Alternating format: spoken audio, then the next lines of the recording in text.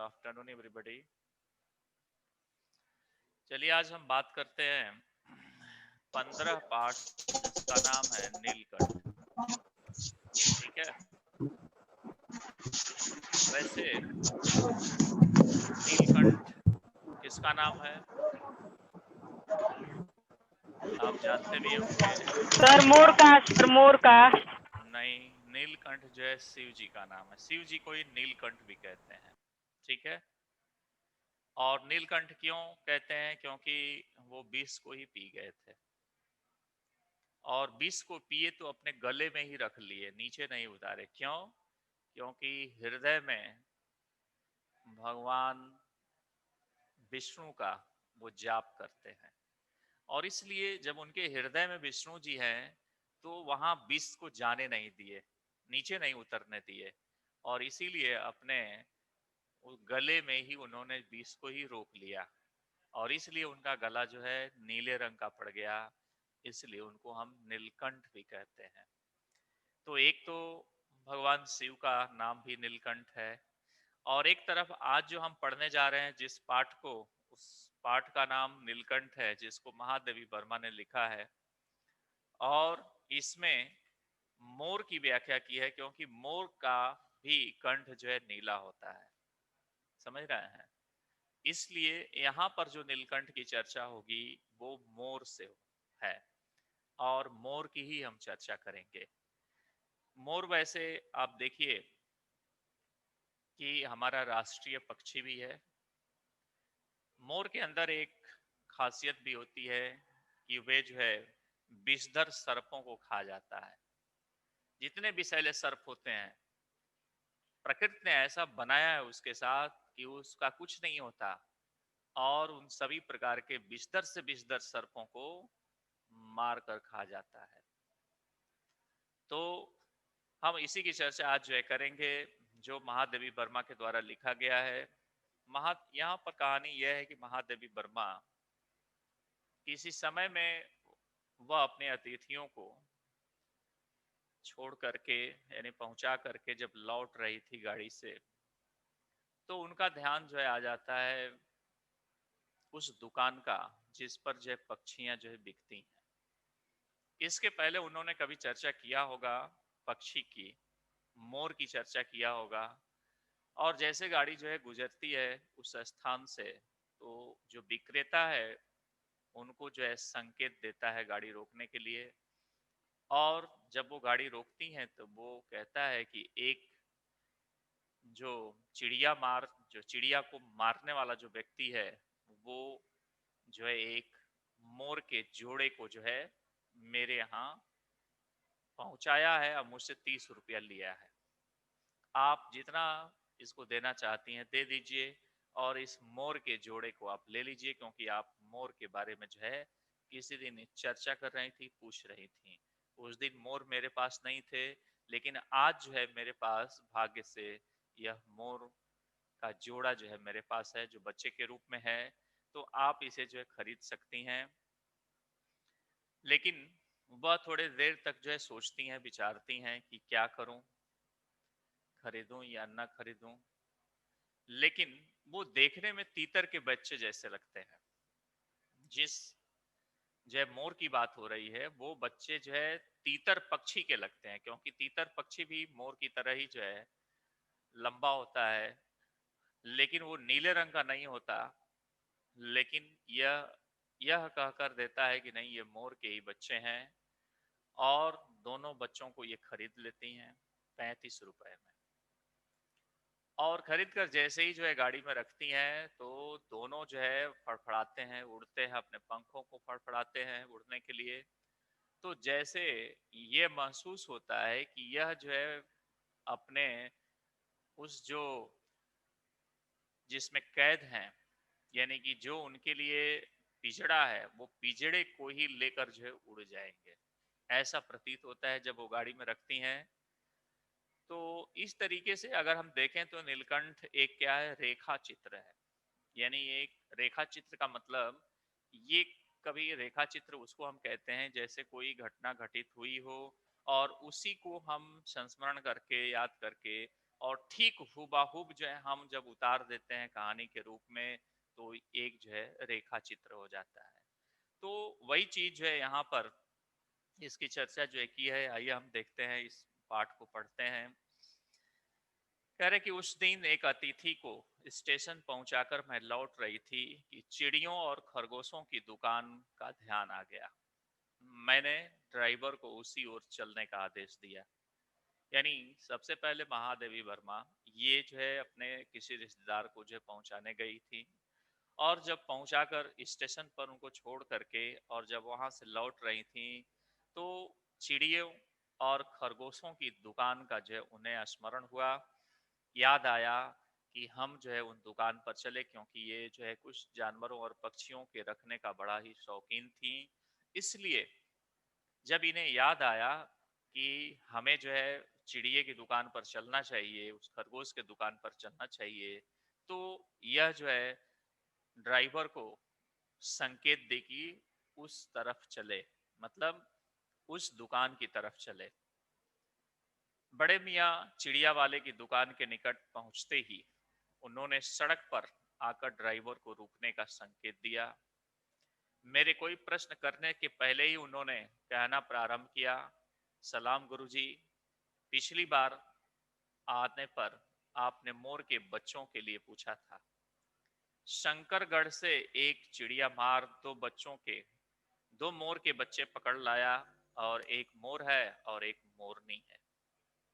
यानी यहाँ पर जो है, जो चिड़िया वाले की दुकान थी उसके जैसे ही पास में हम पहुंचते हैं, सड़क पर ड्राइवर को जो है रुकने का संकेत मिलता है कि आप यहीं रुक जाएं। उसके बाद इनके कुछ कहने से पहले ही वह जो है कहना शुरू कर देता है और कहता है कि सलाम गुरुजी।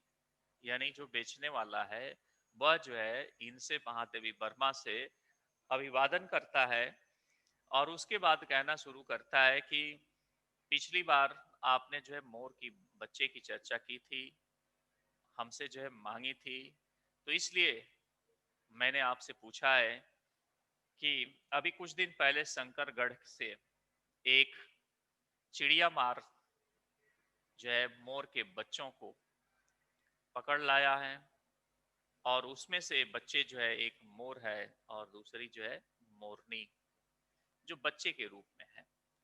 आप इसको ले लीजिए। तो क्योंकि आप जो है इनकी शौकीन है, आप पालती भी हैं, अनेक प्रकार के जो है पशु पक्षियों को जो है पालती हैं, तो इसलिए ये भी जो है अच्छा होगा कि आप जो है इनको ले लें। और मोर के वैसे पंजे से दवा बनती है, समझ रहे हैं। बहुत से ऐसे पक्षियां होती हैं जिनकी टांग से, पैरों से दवाएं बनाई जाती हैं। अब ये हम नहीं बताना चाहेंगे कौन सी दवा बनाई जाती है, लेकिन दवा बनाई जाती है। और ऐसे ही लोग जो है खरीदने जो है आते हैं। आखिरकार ये कह रहा है कि मेरे सीने में भी तो एक इंसान का हृदय है, और मैं ये सोचा कि इसको जो है कहीं मारने से अच्छा होगा कि किसी को पालने वाले को दे दें, बेच दें। और मारने के लिए ऐसी मासूम चिड़ियों को मैं किसी को कैसे दूं, क्यों दूं?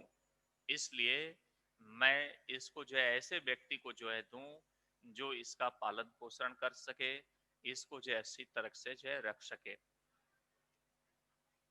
अब यह बात जो है उनसे कहने के बाद वह इस बात को जो है कह देता है, गुरुजी ने मंगवाए हैं। वैसे यह कमबख्त रोजगार ही खराब है। अपने को ही कहता है कि गुरुजी देखिए, ऐसे तो मेरा रोजगार ही जो है बहुत ही खराब है, क्योंकि इसमें बस पकड़ो पकड़ो मारो मारो यही सब चीजें जो है नित्य प्रतिदिन की रहती है। तो इसीलिए ये रोजगार ही हमारा खराब है अगर देखा जाए तो। फिर कह रहा है कि बड़े मियाँ के भाषण को तूफान मेल के लिए कोई निश्चित स्टेशन नहीं है। जब वो बातें करने लगता था तो रुकता नहीं था, यानी अपने बातों में बहला फुसला कर लेने वाले को वो किसी भी तरीके से संतुष्ट करा देता था। ऐसे बहुत से जो है दुकानदार होते हैं जब उनको लगता है कि नहीं हमारा कोई भी सामान नहीं बिक रहा है, तो बहुत ही अच्छे तरीके से डीलिंग करते हैं और लोगों को जो है संतुष्ट करा देते हैं कि नहीं हमारा ही सामान अच्छा है, ये बहुत ही अच्छा सामान है, और लेने के लिए लोग जो है मजबूर भी हो जाते हैं। ठीक उसी प्रकार से यह भी जो है अपनी बात को जो है कहते हुए कभी थकता नहीं है, और सुनने वाला थक कर जहां रोक दे वही स्टेशन मान लिया जाता है। यानी जब भी कोई बात जो है दुकानदार अपनी विशेषताओं को बता रहा होता है, अपनी जो है चीजों के बारे में बता रहा होता है, तो उस समय सुनने वाला भी सुनते जाता है, लेकिन जहां रुक जाता है यानी कि उसको लगता है कि अब जो है अब अधिक नहीं सुनना चाहता, तो वही जो है वह उसको स्टेशन मान लेता है। इस तथ्य से परिचित होने के कारण ही मैंने बीच में उन्हें रोक कर पूछा कि ये मोर के बच्चे हैं कहाँ। बड़े मियाँ के हाथ के संकेत का अनुसरण करते हुए मेरी दृष्टि एक तार के छोटे से पिंजड़े तक पहुंची, जिसमें तीतरों के समान दो बच्चे बैठे थे। पिंजड़ा इतना संकीर्ण था कि वे पक्षी शावक जाली के गोल फ्रेम में किसी जड़े चित्र जैसे जो है लग रहे थे।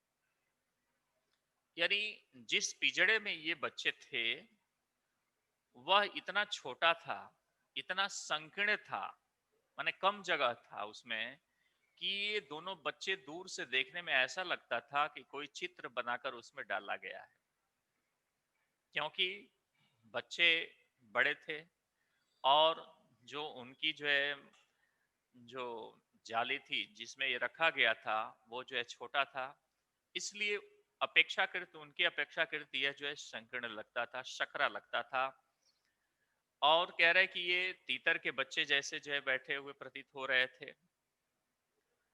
और जो फ्रेम था, जो गोल जाली का फ्रेम था, इसमें देखने से ऐसा लगता था कि कभी ये कोई चित्र बनाकर उसमें डाल दिया गया है। अब कह रहे हैं कि मेरे निरीक्षण के बाद के साथ साथ बड़े मियाँ की भाषण मेल चली जा रही थी। ईमान कसम गुरुजी, चिड़िया मार ने मुझे इस मोर के जोड़े के नकद 30 रुपए लिए हैं। अपनी बात को पुनः वो कहता जा रहा था। यह इनको दिलासा दिलाने के लिए कि आप इसे किसी भी तरीके से ले लें, और यह जो है संतुष्ट करने के लिए अपने ग्राहक को जो है इस तरह की बात जो है वो कह रहे थे।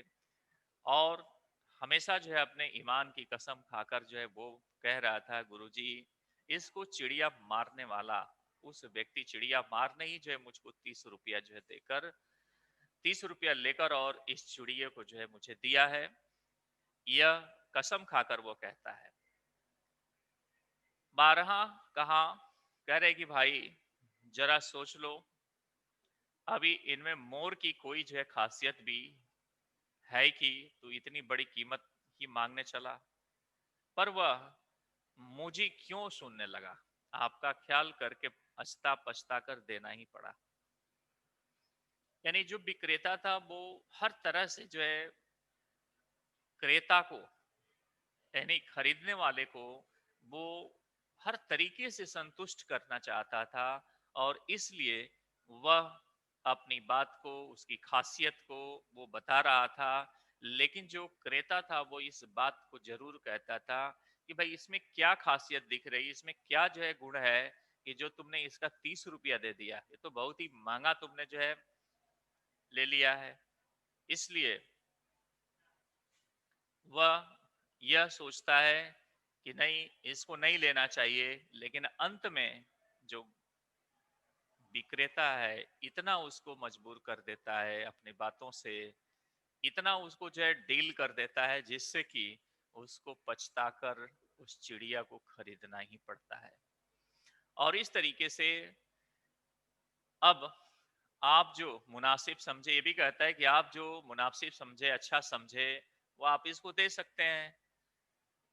30 चिड़िया मार के नाम के और 5 बड़े मियाँ के ईमान के देकर जब मैंने वह छोटा पिंजरा कार्ड में रखा, तब मानो वह जाली के चौकट का चित्र चित्रित हो गया। यानी 30 रुपया तो जो चिड़िया मारने लिया है उसका, और 5 रुपया इनके ईमान का कि ये सही बोल रहे हैं। अब इस तरीके से वो 35 रुपए हो गए। 35 रुपए उसने दे करके और उस जालीदार उस पक्षी शावकों का जो पिंजड़ा था उसको उठा लेता है, और जैसे वो अपने चौखट पर रखता है, जैसे लगता है कि एकदम सजीव एक चित्र सामने आने लगता है। दोनों जो पक्षियों के शावक यानी जो बच्चे हैं वे छटपटाते हैं उड़ने के लिए, मानो वो अभी उड़ान भर दें, इसलिए वो छटपटाना शुरू करते हैं उसमें। घर पहुंचने पर सब लोग कहने लगे क्या कि ये तो तीतर है, मोर नहीं है। तुम लोगों को तो किसी ने ठग लिया, यानी तुम ठग गए। कदाचित अनेक बार ठगे जाने के कारण ही ठगे जाने की बात मेरे चिढ़ जाने की दुर्बलता बन गई।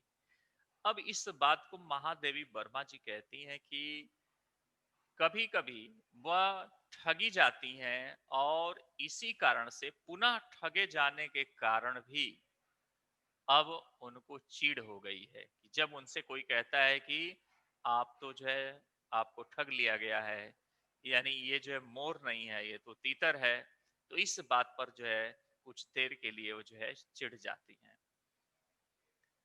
और अप्रसन्न होकर मैंने कहा कि मोर के क्या सुरखाब के पर लगे हैं तो पक्षी ही ना।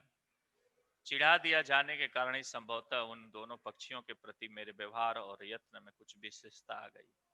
यानी जब किसी ने ऐसी बात कह दी कि ये तो मोर नहीं है ये तो तीतर है, तो इस बात पर उन्होंने कह दिया कि क्या कोई मोर के बहुत बड़ी विशेषता तो नहीं है, ये तीतर है तो क्या ये भी पक्षी है, मोर भी एक पक्षी ही है, तो मुझे पक्षी ही रखना है, तो कोई बात नहीं, इसमें किसी भी बात की पछतावा नहीं है। और उनके व्यवहार में कुछ विशेषता आ गई इनके प्रति, और उनको अब ये भाने लगा कि नहीं हम इनको रखेंगे, अर्थात ये पक्षी हमारे लिए बहुत ही अब अच्छा है। भले ही वो तीतर हो, लेकिन उनको यह अब अच्छा लगने लगता है। अब कह रहे कि वो पहले अपने पढ़ने लिखने के कमरों में उनका पिंजड़ा रखकर उसका दरवाजा खोला, फिर दो कटोरी में सत्तू की छोटी छोटी गोलियां और पानी रखा। वे दोनों चूहेदानी जैसे पिंजड़े से निकलकर कमरे में मानो खो गए, कभी मेज के नीचे घुस गए तो कभी अलमारी के पीछे। अंत में इस लुका छिपी से थक कर उन्होंने मेरे रद्दी कागजों की टोकरी को अपने नए बसेरे का गौरव प्रदान किया। 2-4 दिन वे इसी प्रकार दिन में इधर उधर गुप्तवास करते और रात में रद्दी की टोकरी में प्रकट होते। फिर आश्वस्त हो जाने पर कभी मेरी मेज पर, कभी कुर्सी पर, कभी मेरे सिर पर अचानक आविर्भूत होने लगे।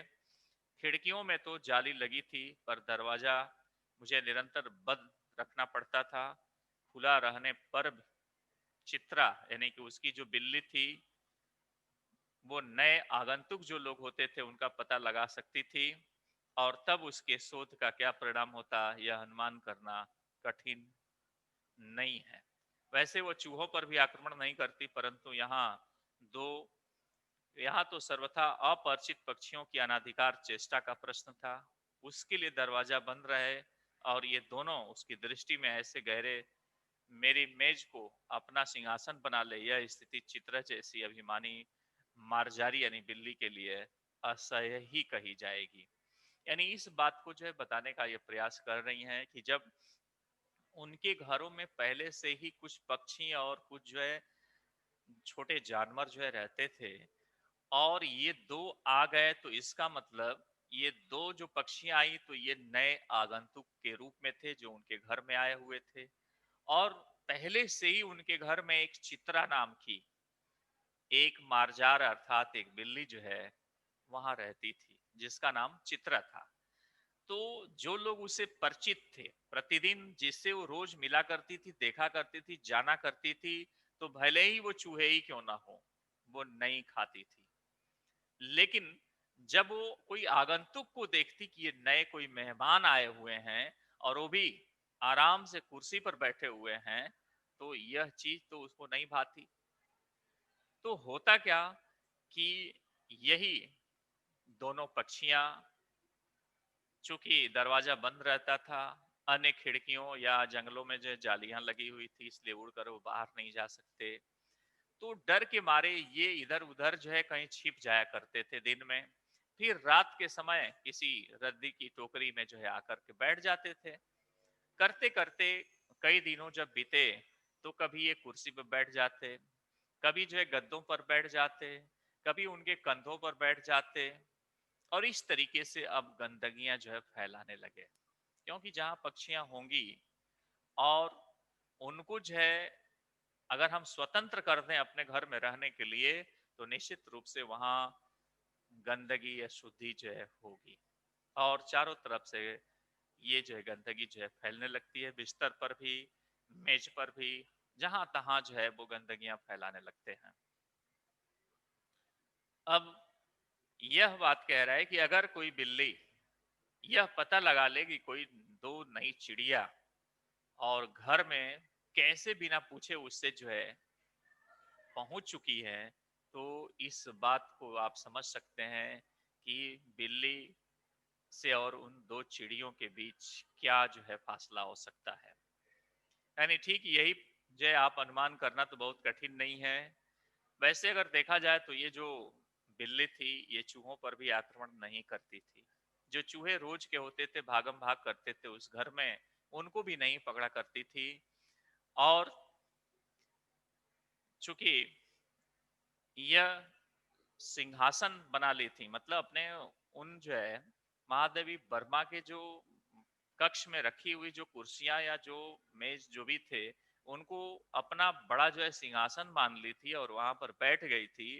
इसीलिए अभिमानी ये बिल्ली से बच पाना बड़ा मुश्किल था।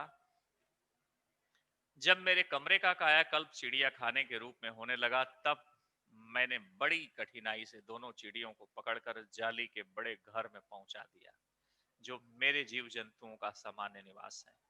यानी कि उनके जहाँ जीव जंतु जिस कमरे में रहते हैं, वहां भी जाली लगी हुई है चारों तरफ से। और वहां अनेक प्रकार के, भिन्न भिन्न प्रकार के जो है जीव जंतु वहां पर जो है हैं, क्योंकि बहुत लोग ऐसे होते हैं जो जीव जंतुओं को पालने के बड़ी शौकीन होते हैं। लेकिन उनका एक घर अलग होना चाहिए, न कि जो है अपने साथ लेकर जो है उनको रहना चाहिए। क्योंकि वो बिस्ट इत्यादि करके सब जो है गंदगियां फैलाते हैं, जिससे जो है बहुत ज्यादा दुर्गंध भी होने लगता है। और इसी के साथ जो है गंदगी फैलने से लोग जो है इनको नहीं भी रखना चाहते हैं। तो अब जब ये महादेवी वर्मा का जो कमरा था, अब वो लगता था कि अब चिड़ियाघर के रूप में जो है वो बदलने लगा था, उसका कायाकल्प होने लगा था। क्योंकि चिड़ियाघर में ही जो है भागम भाग होती है, या आवाज होती है, या वहां पर जो है पक्षियां जो है गंदगी करते हैं, तो ये सारी चीजें जो है उनके रूम में ही ऐसा प्रतीत होने लगता है। अब एक दिन उन्होंने बड़ी कठिनाई से दोनों को जो है पकड़ लेती हैं, और पकड़ने के बाद इनको जाली के बड़े घर में जो है पहुंचा दिया जाता है, जहां पर इनके पहले जो है जीव जंतु थे जो रह रहे होते हैं, उसी घर में जो है इनको भी जो है पहुंचा दिया गया। दोनों नव आगंतुकों ने पहले से रहने वालों में वैसा ही कुतूहल जगाया जैसा नव वधु के आगमन पर परिवार में स्वाभाविक होता है। यानी जिस तरीके से कोई नई वधु, यानी नई नवेली वधु किसी परिवार में आती है, तो लोग क्या करते हैं, उसको पैसे दे देकर भी उसका चेहरा देखते हैं, है ना। यानी पैसा देते हैं और उसके बाद मुंह देखते हैं। यानी कि उसकी बड़ी जो है खातिरदारी होती है, सभी लोग बहुत ही मानते हैं उसको।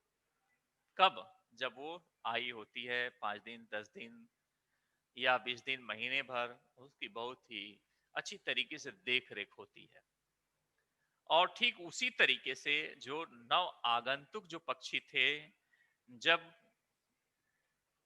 उनके घर में ये दो जो है जब पक्षी आते हैं तो वो लोग भी जो है बड़ी रखवाली करते हैं, बड़ा अच्छे से जो है रहते हैं। लक्का कबूतर नाचना छोड़कर दौड़ पड़े और उनके चारों ओर घूम घूम कर गुटरगू की रागनी अलापने लगे। बड़े खरगोश सभ्य सभासदों के समान क्रम से बैठकर गंभीर भाव से उनका निरीक्षण करने लगे। उनकी गेंद जैसे छोटे खरगोश उनके चारों ओर उछल कूद मचाने लगे। तोते मानो भली भांति देखने के लिए एक आंख बंद करके उनका परीक्षण करने लगे। उस दिन मेरे चिड़ियाघर में मानो भूचाल आ गया था।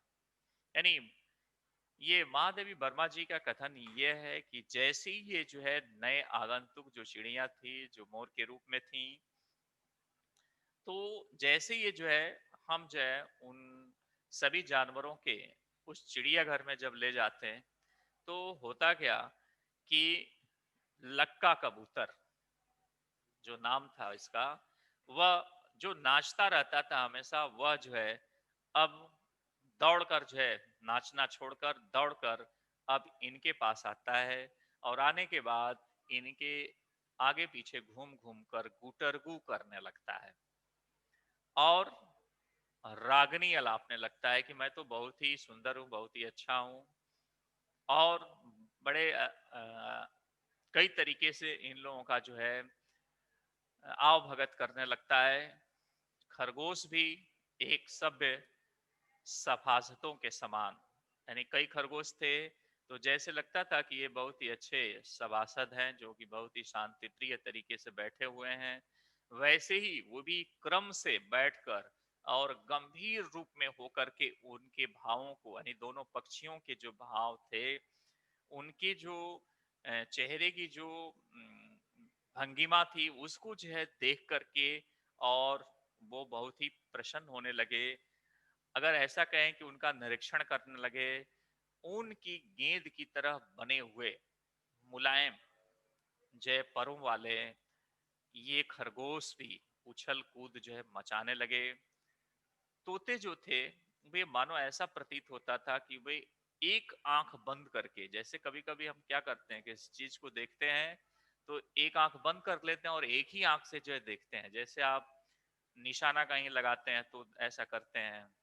तो ठीक उसी तरीके से जो ये खरगोश हैं, नहीं तोते हैं, वो तोते जो है एक आंख बंद करके और एक आंख खोल करके वे परीक्षण करने लगते हैं कि ये कौन है, कैसे हैं, है ना। उस दिन अब ऐसा लगा कि मानो चिड़ियाघर में बहुत बड़ा भूचाल आ गया हो, ऐसा जो है कवि को जो है प्रतीत होने लगा। धीरे धीरे दोनों मोर के बच्चे बढ़ने लगे, उनका कायाकल्प वैसा ही क्रमशः और रंगमय था जैसा इल्ली से तितली बनना। इल्ली यानी तितली का छोटा बच्चा होता है। और अब ये जब धीरे धीरे मोर जो बच्चे थे, पहले तो ये समझ में नहीं आए कि ये जो है मोर हैं या तीतर हैं, लेकिन जब धीरे धीरे उनका कायाकल्प बदलता है, ये धीरे धीरे जब बड़े होने लगते हैं तो इनमें बहुत बड़ा बदलाव होता है और ये बदलाव होकर के इनके कायाकल्पों में भी बदलाव हो जाता है और क्रमशः इनका जो रंग था वैसे ही जो है इसमें परिवर्तित होने लगता है, मतलब बढ़ते रहता है। मोर के सिर की कलंगी और सघन ऊंची तथा चमकीली हो गई, चोंच अधिक भंगीम और पैनी हो गई, गोल आंखों में इंद्रनी की नीलाभ धुती झलकने लगी, लंबी नील हरित ग्रीवा को हर भंगिमा में धूप छाई तरंगे उठने लगी, दक्षिण बाम दोनों पंखों से सलेटी और सफेद आलेखन स्पष्ट होने लगे, पूंछ लंबी हुई और उनके पंखों पर चंद्रिकाओं के इंद्रधनुषी रंग उद्दीप्त हो उठे। रंग रहित पैरों को गर्वीली जय गति ने एक नई गरिमा से रंजित कर दिया और उसका गर्दन ऊंची कर देखना, विशेष भंगिमा के साथ उसे नीची कर दाना चुगना, पानी पीना, टेढ़ी कर शब्द सुनना आदि क्रियाओं में जो सुकुमारता और सौंदर्य था, उसका अनुभव देखकर ही किया जा सकता है और गति का चित्र नहीं आंका जा सकता। यानी यहाँ कवि महादेवी वर्मा ने उस मोर के बच्चों का रेखांकित चित्रण किया है कि मोर के बच्चे कैसे होते हैं, किस प्रकार से जो है उनकी भाग भंगिमा जो होती है वो कैसी होती है। जब एक वो बच्चे रहते हैं और वो बच्चों के रूप में जैसे उनका कायाकल्प जो है बदलता है, तो ठीक वो मोर के बच्चों की तरह ही उनके जो है जो उनके ऊपर जो जो भी चीजें उनके रंग या उनके जो है बनावट के अनुसार जो है दिखने लगते हैं। तो जैसे उनके मोर के सिर के ऊपर जो कलगी होती है, वो ठीक उसी तरीके से ऊंची और चमकीली जो है दिखाई देती है। जब बड़े हो गए तो चोंच भी आगे से अधिक जो है पैनी दिखती है, किसी चीज को पकड़ने के लिए नुकीली जो है हो जाती है। गोल आंखों में इंद्रनी की नीलाभ दूती झलकने लगी। यानी गोल जो आंख है उसमें एकदम इंद्रनी की नीलाभ माने वो नीलापन जो है उसके अंदर जो है आ जाता है। और लंबे नील हरित ग्रीवा, ग्रीवा मतलब गले को कह रहा है कि नीले रंग के और हरे रंग के जो उसका गला है, वो भी जो है हर भंगिमा से धूप छाई तरंगे जो है उसमें उठने लगती है, अर्थात वह ठीक जो है मोर के तरह ही जो है दिखने लगती है। चूंकि मोर बहुत ही सुंदर होता है, उसके पंखों पर आप देख सकते हैं कि जो भाग भंगिमा होती है अधर चंद्रकार या चंद्रकार, बहुत ही मन को मोहने वाली होती है। ठीक ये सारी चीजें जो है दक्षिण बाम दोनों पंखों में स्लेटी और सफेद आलेखन स्पष्ट होने लगे। यानी बाएं और दाएं दोनों पंखों में भी वह स्लेटी रंग के जो है उनके जो है आलेखन जो थे सफेद रंग के, वो जो स्पष्ट दिखने लगे। पूंछ लंबी हुई और उसके पंखों पर चंद्रिकाओं की इन धरूसी रंग उद्दीप्त होने लगे। देखिए मोर जो होता है, मोर में ही लंबा जो है पंख होता है। जो जो हम कह सकते हैं कि जो पुरुष मोर होता है उसमें लंबा पंख होता है, जबकि जो मादा मोर होती है उसमें जो है लंबा पूंछ नहीं होता है। जो आप देखते हैं बहुत ही लंबा जो है 1 मीटर का लंबा पीछे तक गया हुआ, तो वो मोर नर मोर में जो है ऐसा पाया जाता है। लेकिन मादा मोर जो होती है उसमें पंख जो है छोटा होता है, और जो पंख जैसा होना चाहिए अनेक जो पक्षियों का वैसा ही होता है, लेकिन पीछे का भाग जो है बहुत ही लंबा नहीं होता है। तो ये सारी चीज जो है नर और मादा दोनों थी उसमें। तो दोनों के अलग अलग जो भाव भंगिमा है, जो पंखों के आकार प्रकार है, धीरे धीरे जो है वो अंकित होने लगते हैं, दिखाई देने लगते हैं। और उसी के साथ जो उनके कभी सिर को ऊंचा करके किसी चीज को देखना, कभी तिरछा होके देखना, कभी किसी की बात को सुनना, जितने भी जो है लक्षण होते हैं, क्योंकि उनको जो है सर्पों को पकड़ने का बहुत ही अच्छा जो है अनुभव होता है। तो वो धीरे धीरे सरक कर आने वाले उस जो है सर्पों को भी किस तरीके से जो है उसकी आवाज को सुन सकते हैं, ये चीज जो है उनके पास होती है, जिससे ये सारे गुण जो है धीरे धीरे उस मोर के बच्चों में जैसे जैसे बड़े होते हैं आने लगता है। और ये सभी चीजें एक सुकुमारता को, यानी सुंदर जो नवजात जो बच्चे हैं, यह चीज एक सौंदर्यपूर्ण रूप से मतलब बहुत ही सुशोभित जय देखा जा सकता है कि बहुत ही सुंदर तरीके से यह अनुभव किया जा सकता है कि ये सभी चीजें जो है उनमें कैसे चित्रित होता है और कैसे जो है ये गति करते हुए जो है महसूस भी होते हैं। अगर देखा जाए तो मोरनी का विकास मोर के समान चमत्कारी तो नहीं हुआ, पर अपनी लंबी पूंछ छाही गर्दन, हवा में चंचल कलगी, पंखों की श्याम श्वेत पत्र लेखा, मंथर गति आदि से वह भी मोर की उपर्युक्त सहचारिणी होने का प्रमाण देने लगी। सहचारिणी का मतलब होता है साथ में चलने वाला, साथ में चरने वाला। यानी भाई मोर है, हो सकता है कि उसको भी कोई मारने वाला हो, तो अगर साथ में दो चलते हैं तो जरूर जो है किसी तरह का वह अपने ऊपर आने वाले संकटों को जो है भांप लेते हैं और दोनों आपस में बातें करके इससे बच सकते हैं।